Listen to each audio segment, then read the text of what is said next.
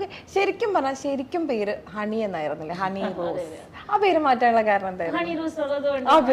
എനിക്ക് മുമ്പേ വന്നത് അഭിനയിക്കാൻ, ബോയ് ഫ്രണ്ട് ഒക്കെ കഴിഞ്ഞിട്ട്.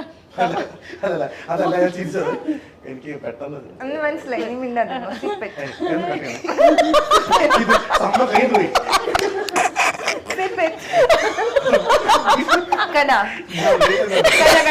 ഞാൻ മാത്രല്ല പോകുന്നു, മനസ്സിലായല്ലോ. എന്നെ കുറ്റം പറഞ്ഞ ആൾക്കാർക്ക് അങ്ങനെയല്ലോടാ, അങ്ങനെയല്ലോടാ, അങ്ങനെയല്ലോ. വൃത്തികെട്ട ചിരി നമ്മളെ കുഴപ്പിച്ചു കളയും. നിനക്ക് അങ്ങനെയല്ലോ. ഇത് കട്ട് ചെയ്തില്ലെങ്കിൽ എന്റെ കണ്ണിന്റെ വയറിലാ. എനിക്ക് കട്ട് ചെയ്യരുത് പ്ലീസ്.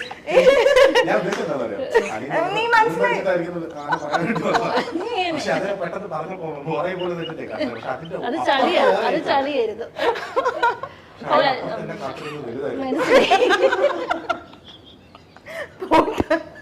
വീണ്ടും കൈ പോയി.